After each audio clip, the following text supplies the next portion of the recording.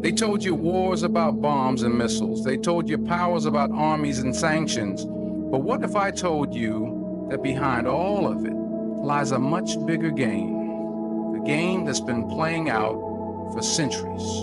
And now, the world stands at its edge. America thought they could strike Iran's hidden nuclear sites and end it all with one blow. But they didn't just attack a facility. They struck at the heart of a nation that refuses to bow. What's unfolding right now is not just about Iran. This is about the rise of something far greater, a force that terrifies the world's most powerful empires, a spirit that no missile can destroy, a unity that no sanction can break. And tonight, you're going to see the truth they don't want you to know. Don't blink. Don't turn away, because by the time this ends, you'll understand why the world is watching and why they're afraid. The simmering conflict between America and Iran took a dramatic turn when American forces executed a sudden preemptive strike on Iran's hidden nuclear sites.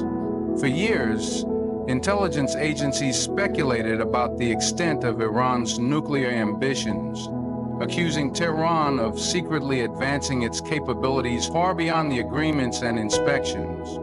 The world watched as diplomatic talks repeatedly broke down, sanctions tightened, and threats escalated. In Washington, the narrative was framed as one of national security, a justification for eliminating what they described as an existential threat before it could fully emerge. Under the cover of darkness, advanced aircraft and precision-guided missiles struck deep inside Iran, targeting what America claimed were covert enrichment facilities hidden beneath mountains, buried in underground bunkers, and scattered across remote desert regions. The world woke up to images of smoke rising from Iranian soil, accompanied by strong statements from American officials declaring the mission a success. But beneath the surface of these carefully crafted announcements was a far more dangerous reality. This was not just another strike.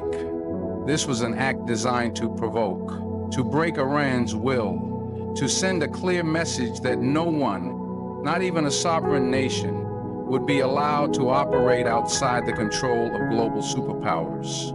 For Washington, it was about maintaining dominance in the region, securing alliances with neighboring states, and preventing any shift in the fragile balance of power that had long kept American influence supreme in the Middle East.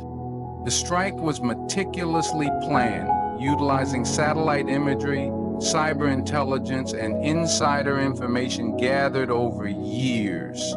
Underground facilities that had taken Iran decades to construct were bombarded with bunker-busting bombs designed to penetrate the Earth's crust and obliterate the hidden structure. The assault was not limited to physical destruction, but was accompanied by a heavy wave of cyber attacks targeting Iran's communication systems, defense networks, and energy grids in an attempt to cripple its ability to respond. However, as the dust settled, it became clear that the strike had set in motion something far bigger than its planners anticipated. This wasn't merely a military maneuver. It was a direct assault on a nation's sovereignty, pride, and dignity. In Tehran and across Iran, the strike ignited a collective sense of rage and defiance. Leaders, clerics, scholars, and citizens stood united not in fear, but in fierce determination. The attack exposed not only physical targets, but also revealed the deep-rooted tension between Western powers seeking control and a nation determined to stand its ground, no matter the cost. In the aftermath of the American strikes, when the smoke had barely cleared and the world braced for Iran's collapse, something unexpected filled the streets of Tehran and echoed across its mountains and valleys. Defiance. The people did not scatter in fear, nor did the leadership retreat into hiding. Instead, a wave of resilience swept through every corner of the nation. This was not the first time Iran had faced external aggression. For over 4 decades since the Islamic Revolution of 1979, the country has endured waves of sanctions, sabotage, military threats, political isolation, and even direct assassinations of its top military and scientific leaders. But with every strike intended to weaken it, Iran has developed something far more dangerous to its enemies: an unbreakable will. The Iranian leadership quickly addressed the nation, their voices steady and unwavering. They spoke not of defeat, but of resistance, of survival, of dignity. They framed the attack not as an isolated act of war, but as yet another chapter in the long history of Western interference aimed at suppressing the independence of Muslim nations. In every corner of the country, from the rural villages to the crowded cities, citizens poured into the streets, waving flags, chanting slogans, and raising their voices in unity. Their message was simple: we will not bow. Iran's defiance is rooted not only in nationalism, but in faith. The Islamic ethos that shapes the country's identity teaches patience under trial, strength in adversity, and unwavering trust in divine justice. The people draw from a deep well of historical and spiritual fortitude that Western strategists often underestimate.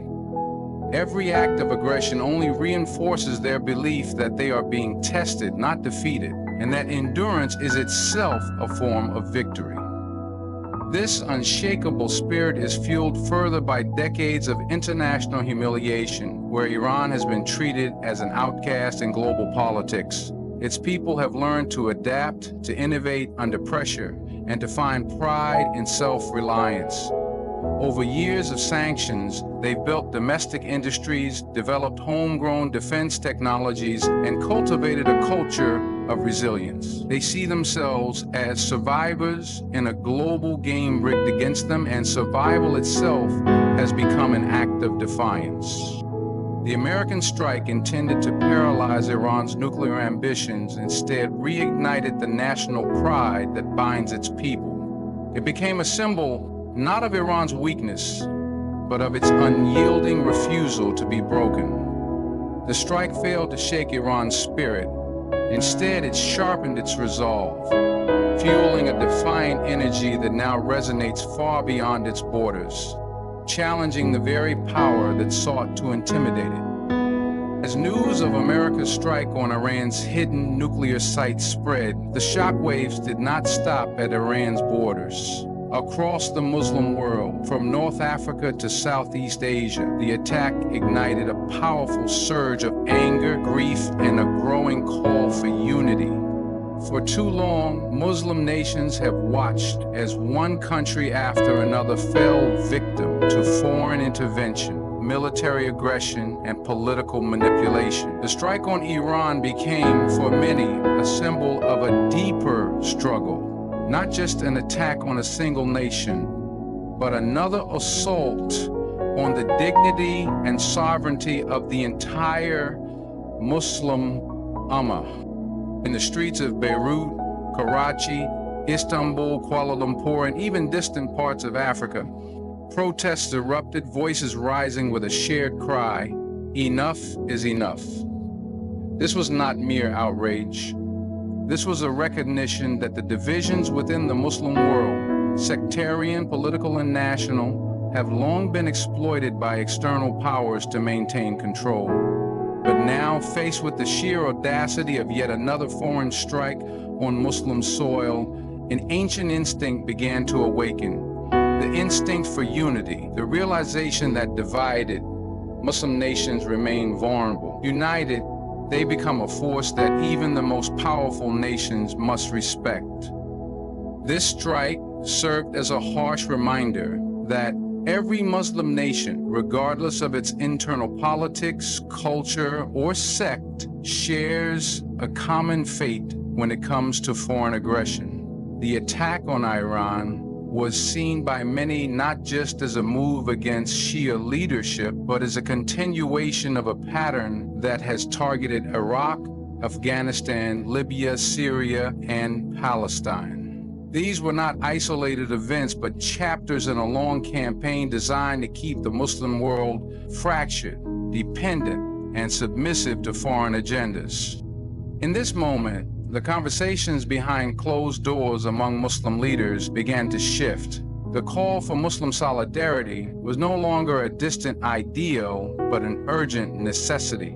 Leaders who once feared upsetting global superpowers began to face growing pressure from their own people to stand together. Intellectuals, scholars, and ordinary citizens alike started advocating for a new era, one where Muslim nations prioritized their shared interests over foreign alliances that have historically betrayed them. The strike on Iran may have been aimed at crippling one nation's capabilities, but its unintended consequence was the growing realization that Muslim unity is no longer a luxury. It is a matter of survival. The idea of a collective response, of regional cooperation, of economic, political, and military alliances among Muslim nations suddenly gained momentum. The strike, meant to weaken, instead planted the seeds of a possible future where the Muslim world rises together, stronger than ever before. Iran's defiance in the face of overwhelming pressure is not something born overnight. It is deeply rooted in a long and complex history of struggle, survival, and resistance against foreign domination. Long before modern conflicts, the Persian Empire stood as a mighty civilization that challenged some of the greatest empires in history. Persia faced off against the Greeks, resisted the expanding power of Rome, and later played a key role in the Islamic world's intellectual and cultural flourishing. The Iranian people carry within their collective memory a legacy of resilience that has been tested time and time again throughout history. When colonial powers carved up the Muslim world, Iran stood at a crossroads, targeted by both Eastern and Western forces for its strategic location and rich resources. In the 20th century, foreign powers manipulated Iran's internal affairs, staged coups, installed puppet regimes, and exploited its oil wealth to serve their own interests. Yet even under the heavy hand of foreign interference, Iran never fully submitted. The 1979 Islamic Revolution was a defining moment when the Iranian people rejected decades of Western-backed monarchy and reclaimed their sovereignty. That revolution was not just political, it was spiritual, cultural, and deeply rooted in a long tradition of resistance to foreign rule. Since then, Iran has faced continuous pressure, crippling sanctions, economic isolation, assassinations of its top scientists, covert operations, and cyber warfare. Every attempt to destabilize Iran was met not with collapse, but with adaptation. The sanctions designed to break its economy instead forced the country to develop self-reliance in industries ranging from energy to defense. When foreign powers eliminated its military leaders, Iran produced new ones. Each crisis became a test of national will, and each test only strengthened the country's collective identity. What makes Iran's resilience so formidable is its deeply ingrained belief that oppression is temporary, but dignity is eternal. This worldview is shaped not only by nationalism, but by Islamic teachings that emphasize patience under trial and steadfastness in the face of adversity.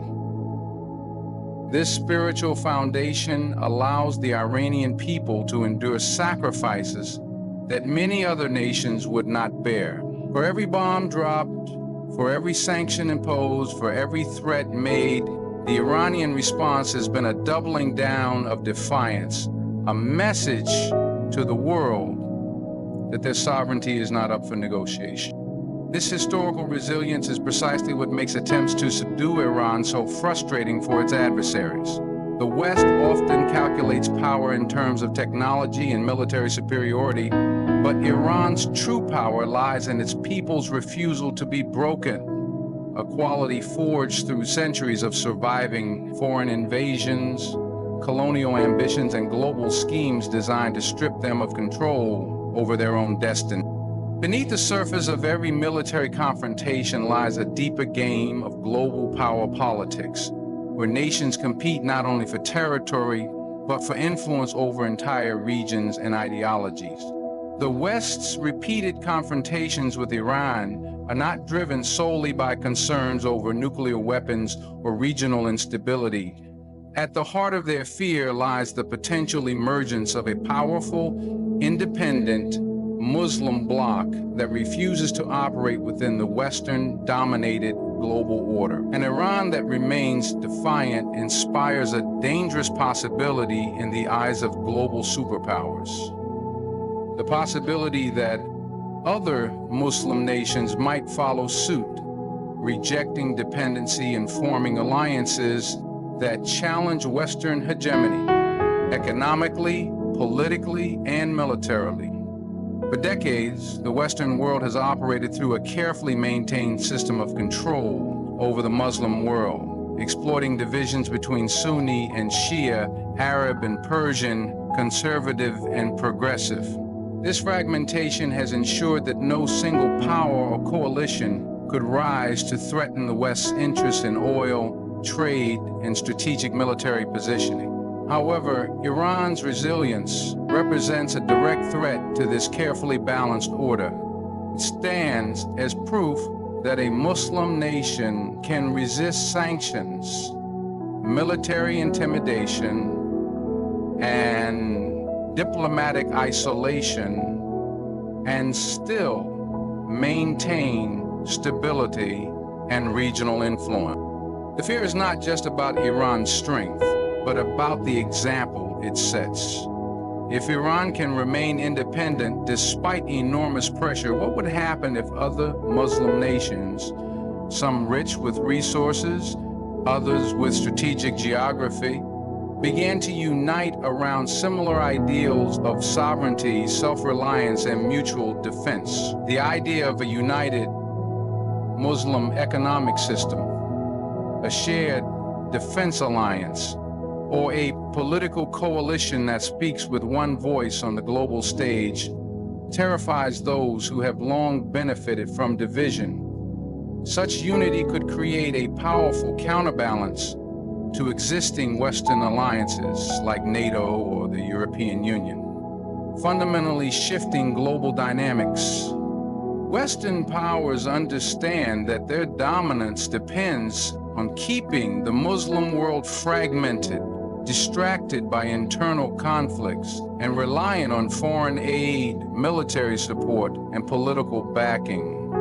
But every time a Muslim nation defies these expectations and stands independently, that fragile balance starts to crack. Iran's defiance is not isolated. It is symbolic of a growing undercurrent across the Muslim world, where the younger generations are increasingly aware of how global politics have manipulated their nations for generations. They are seeking a new path, one rooted in dignity, unity, and strength.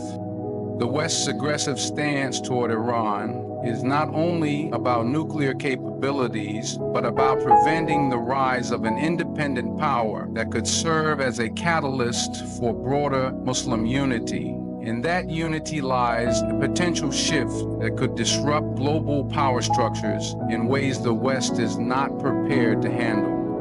While much of the world focuses on Iran's military assets, its nuclear program, and its geopolitical maneuvering, the true source of its enduring strength lies in something far more profound and far more threatening to its adversaries: the spiritual power of its people. This is a power that cannot be bombed, sanctioned, or negotiated away.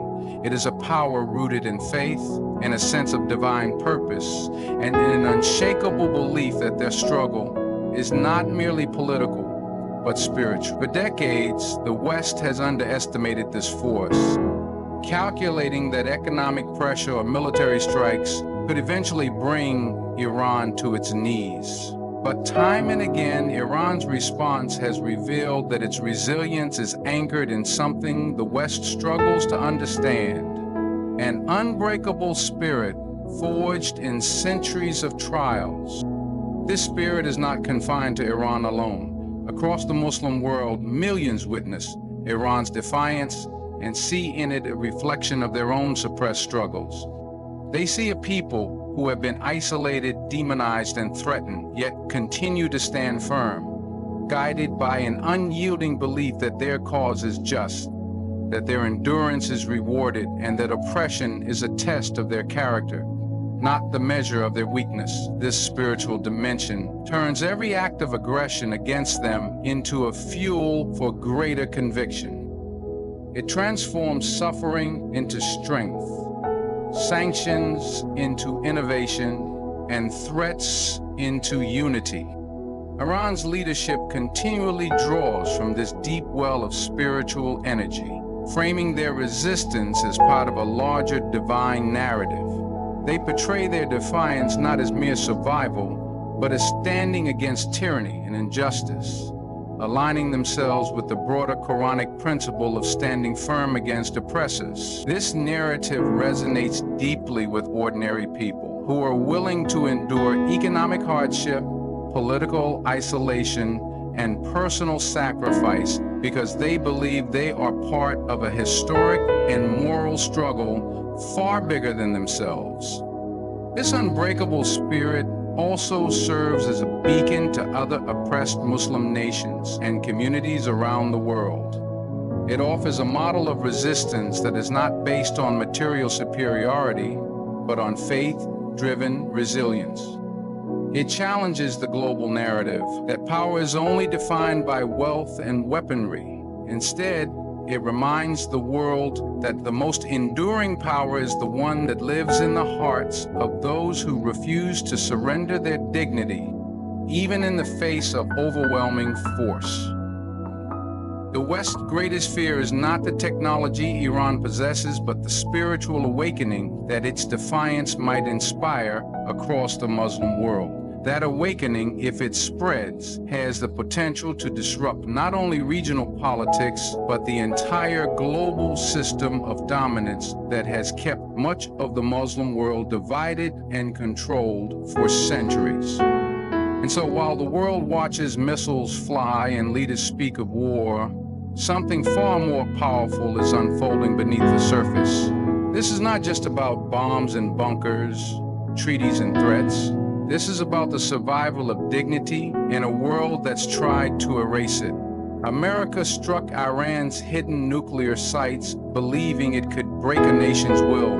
But what they've ignited is a fire they cannot control. A fire of defiance, a fire of unity, a fire that reminds the world that true power doesn't come from weapons or wealth.